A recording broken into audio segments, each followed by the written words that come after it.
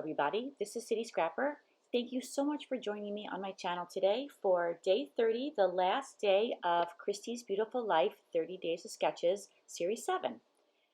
For this layout, I am using a collection that's called Stamperia Pink Christmas, and I've never worked with papers from this company before. I think they're really beautiful, so I was excited to give it a try.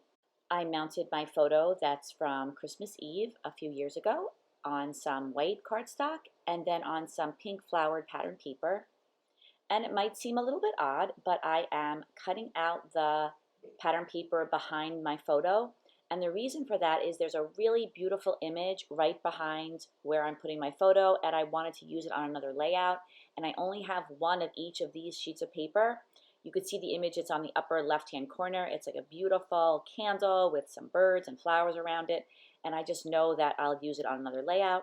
So I cut it out and I put a scrap piece of white cardstock behind the area that was cut out.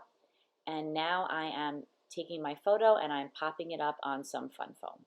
Today's sketch is, as you can see, it's Christmas themed with Santa and his reindeer flying across the page. And although you could put anything in that spot with the circles going across the page, I decided to be kind of literal.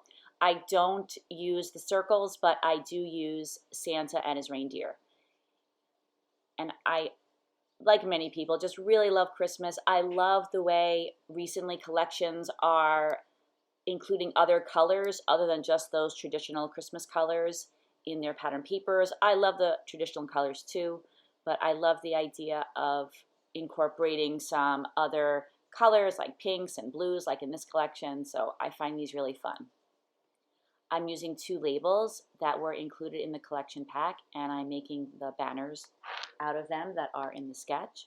I'm using some Tim Holtz Distress ink, not Distress Oxide, just the old-fashioned Distress ink in Vintage Photo, and I'm using that to ink the edges of these banners, and I also used it on the pattern paper that's around the photo. I'm following the sketch and I'm putting a cluster in the upper left-hand corner. I fussy cut out Santa and his reindeer, and I have to say that took a bit of time. And I didn't cut it out perfectly, but it's good enough. I feel like it's such a pretty image that my little imperfect fussy cutting won't detract from it too much. I inked around the edge of Santa and his reindeer as well. To keep things consistent, I use the dauber and I do ink around the majority of the pieces of pattern paper that I've fussy cut out that are on the page. I'm adding some photo corners to each of the corners of the photo. Sometimes I only add them in a couple of corners, but on this one I added them in all 4 corners. Now I am popping up some of those florals on some fun foam. And I think that popping up the florals or some of the elements on the background gives you an opportunity to layer things so much more easily than if they're not popped up. So I am actually popping these flowers up twice because the photo's already popped up and I want this to be able to sit on top of the photo. So I just used 2 layers of that fun foam. It's not really that thick. So now that sits nicely on top of the photo, and I also have a place to layer some of the other elements behind it.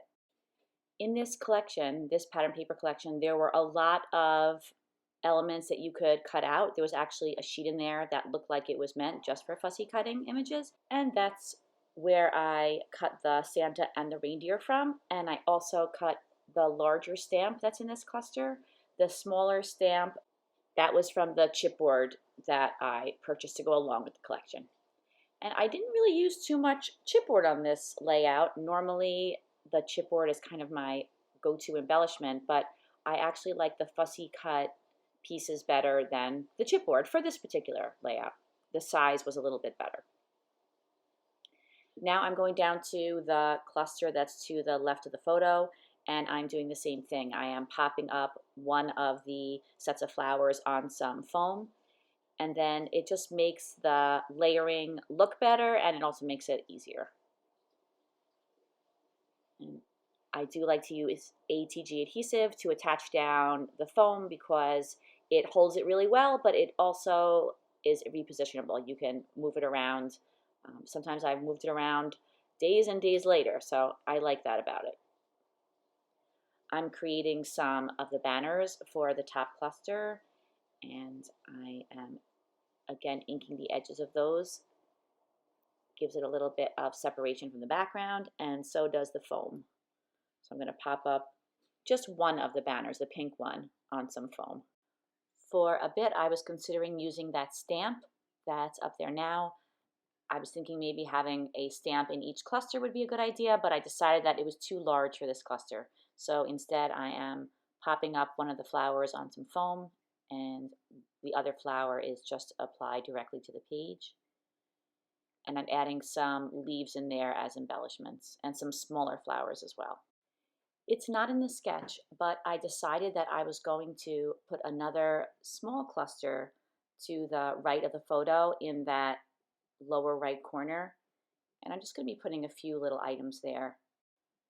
Having a cluster on 3 sides of the photo helps create a visual triangle, and the eye is generally drawn to the center of the triangle. So whatever is in the center of the triangle that's formed visually by the 3 elements, that is the focal point. So I wanted to draw a lot of attention to the photo. So that was my thinking behind adding that little cluster.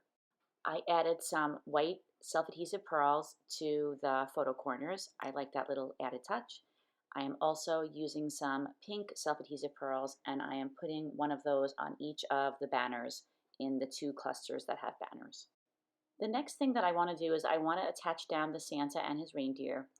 I'm not popping it up. I feel like I might have if it weren't so intricate.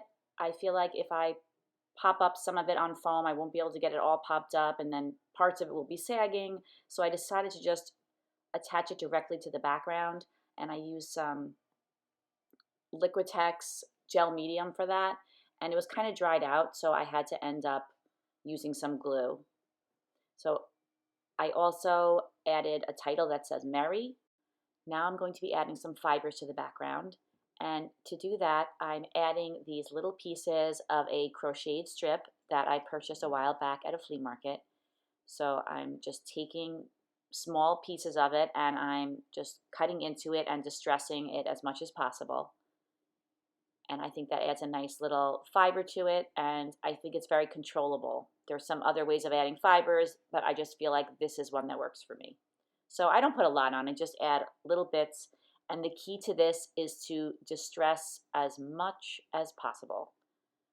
Really get in there and don't tear the whole thing apart, but have little pieces of the yarn or the string, or I'm not sure what you call it, but have little pieces of it sticking out and looking very shabby. And then I'm just gluing those down as I go. And I'm using some Elmer's gel glue. And I love that stuff. It dries crystal clear and you cannot see any trace of it once it dries. So I do add those fibers to each of the clusters that are on the page. There's 4 clusters there now. And I just go around the layout and I put a few just where it looks like there's a little open spot. I'm not sure how to describe it, but wherever it looks like there's a little corner or there's a little gap, I will stick some in there, and a lot of times I use my scissors to kind of poke it in. Now I'm adding some snowflakes to the background. I add 2 different sizes. The one I'm adding now is a little bit larger. That's just a flat back, and you could see off to the left that that's the one that's a little bit bigger than the others. The others are little tiny buttons, and they are more white than the flatbacks, and I add those as well, a couple in each of the clusters. I don't put any in the bottom right-hand cluster though, because that's such a small cluster. I don't think it could handle a lot more. I thought about putting some of those paper flowers down for a little while, but I decided that I had enough flowers and I liked the flowers that I already had down. They would just compete with them. The Merry title was just a little bit too bright red, and so I used a technique I see Missy Whidden using all the time where she takes gesso and she dulls down the color of something, and I feel like it worked just the way I wanted it to. It dulled it down just enough that the color wasn't overpowering the whole layout. Now I'm adding some florals to the clusters. I add a lot of things to these clusters. I used some of the pattern paper and I cut out some pine branches, very, very tiny little delicate pine branches, and also a little leafy floral. And I add some of those to all of the clusters that are on the page. And I wish that I could articulate exactly what it is about florals that I love so much, but I just love the way they add a little detail and they kind of extend the clusters a little bit, and I just find it hard to make a layout without adding them. I have purchased a number of dies over the years, and I find that I really mainly just use the floral ones. So now when I'm looking at dies, I try to zero in on which floral dies look different than the ones I have in my collection. And those are the ones that I'm adding. I'm trying not to add a lot of other dies because I feel like I have most of the dies that I need. And of course I say that now, but when I see a sale on dies, I'll find some others that I can't live without. The next thing that I'm going to do is I'm going to add some pearls to the background. I'm going to be adding 3 different colors. I'm going to add a larger pearl that is a really light pink color and a red pearl, and then a very, very tiny light pink pearl, but it's a slightly different color pearl than the larger pearl that I'm using. I have generally bought pearls on eBay. I buy no-hole pearls, and I buy them in all different sizes and different colors. When I went into Joann the other day, though, I realized that they have even more colors and more sizes, and they have the holes in them, but in addition, you get so many more for your money. So I decided that I would add some pearls with holes in them to my collection, and they're really fine. You can just position them so that you don't see the holes. I did not have a red color like this, and so I was really glad that I picked this up. So that's another great place to look for pearls. They don't have to have no hole in them. It's okay to have a hole, and like I said, it's kind of easy to hide. So I'm putting the 3 different pearls in different sizes and colors in clusters, and I do add those to each of the clusters that are on the layout. I trimmed off the top of the rose that was sticking off the layout, and that completes not only this layout, but it completes this series, Christy's Beautiful Life, 30 Days of Sketches, Series 7. I hope that you've enjoyed it. There are links in the description box to all the other ladies following along with this challenge, and I hope you have a great day. Take care, everybody. Bye-bye.